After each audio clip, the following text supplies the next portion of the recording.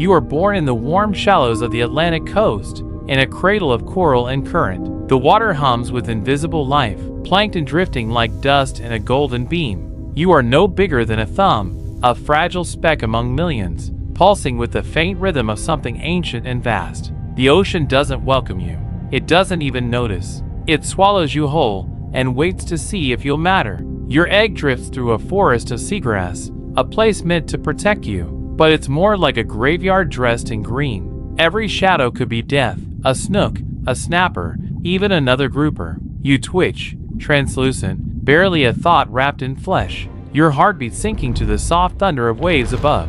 The sun breaks the surface in fractured light, but you live below the shimmer, where light dies and the real world begins. You don't know what you are, only that you must move, feed, survive. The sea whispers a single command into your tiny bones: grow fast or vanish. Days stretch into an endless blur of hunger and hiding. Your world is the taste of salt and blood, the pressure of the tide pushing you deeper each night. The water gets darker, colder, but in that darkness, you feel something pull at you, the call of the reefs, the deep cathedrals of limestone where your kind reign. There's a moment when you stop being prey. You can't name it, but you feel it. Something shifts inside, a flicker of dominance, the first spark of your monstrous potential. The current bends around you now, just slightly, as if recognizing the shape you're destined to take.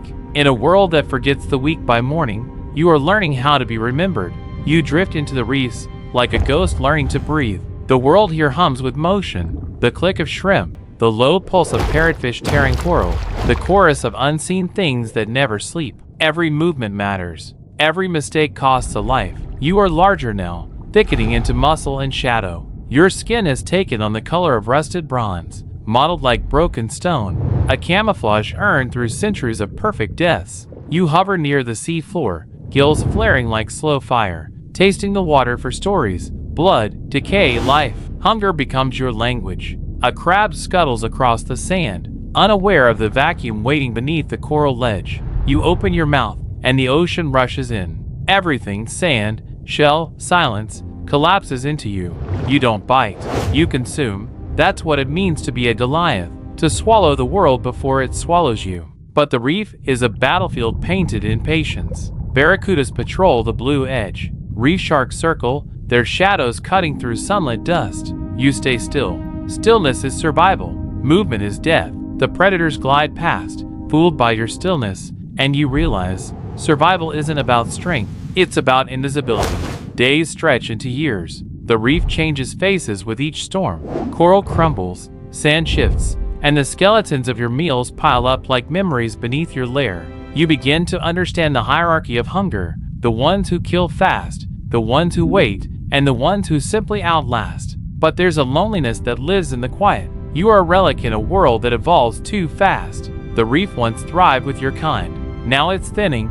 The echoes of others fade with the tides, replaced by engines above and silence below. Still you endure. You have no choice. The ocean has never asked for your consent, only your compliance. You feed, you hide, you grow. You are no longer small. You are the shadow that silences the reef. 8 feet of scarred flesh, eyes clouded by years of salt and violence. When you move, even the water hesitates. You dwell beneath the crumbled hull of a sunken ship, a relic now coated in coral and history. It hums when the tide turns, a hollow metallic groan, like the sea remembering the surface. Around you, life dances without thought. Silver schools flicker through beams of dusty light, eels twist through pipes like secrets avoiding daylight. You are the constant, the unmoving storm. You've grown so massive that the reef no longer shelters you. It restrains you. Every turn scrapes against coral. Every strike sends a cloud of silt spiraling into chaos. Power feels good until you realize it isolates. During the mating season, you travel, guided by instinct to gather with others of your kind. 100 giants once gathered here, booming underwater calls echoing through the blue like thunder in a cathedral. Now there are less than 10. The males rumble low, a vibration that trembles through your bones. The old language of courtship and dominance. You join in, not because of desire, but because it's what your ancestors did. Because even monsters crave continuity. You find her, a female, broad and weary, her scales dulled by time. You circle her in slow spirals, your body's creating whirlpools in the silence. For a fleeting moment, the water feels sacred again, like the reef is alive, like the old songs of creation haven't yet died. But the spell breaks quickly. The ocean above shatters with the sound of engines. Propellers hum, cutting through the frequencies of your world like static in a prayer. You sink lower, pulse steady, gills flaring. You don't yet understand it, but something up there has found you, and it is hungry too. You sense it before you see it, the metallic vibration, the alien hum of power slicing through your world. The surface ripples above, unnatural and sharp, and then it happens. A flash, a burst, a sudden pressure wave that makes your organs rattle. You've never heard a sound like that before, yet it feels ancient, like thunder dressed in cruelty. A spear tears through the water, not the teeth of a shark, not the bite of another predator. Something colder, intentional, human. You bolt, your massive body thundering through the coral maze, displacing clouds of silt like underwater smoke. But speed has never been your gift. You are strength, not agility. You were built to rule the deep, not to flee from it. You hide beneath the wreck, the same sunken ship that once felt like sanctuary. Above, muffled laughter bubbles through the water, distorted but unmistakable. The humans are celebrating. You don't understand the words, but you understand the rhythm. Conquest always sounds the same. Days later, you return to the open shallows. The water smells wrong. Oil,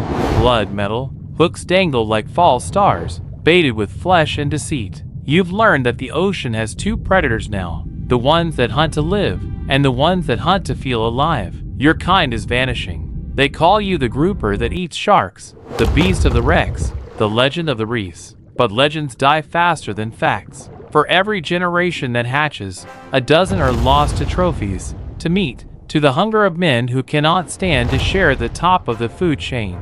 You are old now, old enough to remember when the reef was loud, when every crevice held a heartbeat. Now it hums with emptiness. You drift through silence, heavy with the weight of your size, your solitude, your slow extinction. And as you hover there, suspended in twilight, you realize the cruelest irony.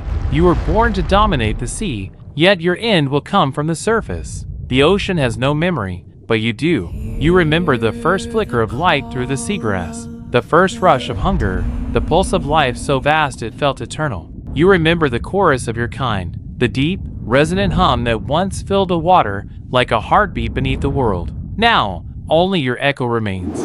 You drift through the shallows like a ghost too heavy to rise. The reef, once vibrant, now looks like the bones of a city, bleached coral, silent crevices, fish darting through ruins like tenants in a collapsing home. Every breath you draw feels heavier, slower. The water, once a cradle, has become a grave that just hasn't decided when to close. Sometimes, in the dim stillness, you hear the songs of whales far away, deep notes rolling through miles of pressure and dark. You envy them, their distance, their freedom, their voices carried across oceans. You have power but no voice, size but no legacy. You are the forgotten monarch of a vanishing world. Maybe that's what existence really is, not a battle for dominance, but a quiet negotiation with time. You were never meant to conquer the sea. You were meant to fill a space within it, to play your part until the water no longer needed you. And maybe it doesn't anymore. Above, sunlight pierces the surface, golden threads reaching down into your fading cathedral. You turn toward it, slow and deliberate, as if drawn by the memory of warmth. The surface gleams, thin, fragile, distant, a mirror between two worlds. You rise one last time, feeling the pressure lighten, the water thinning, the sounds fading. The air above ripples in shapes you can't understand, and for a moment, it looks almost like freedom. But you know better. You open your mouth, and the sea rushes in, as it always has, as it always will. The ocean never keeps its kings, it only borrows them.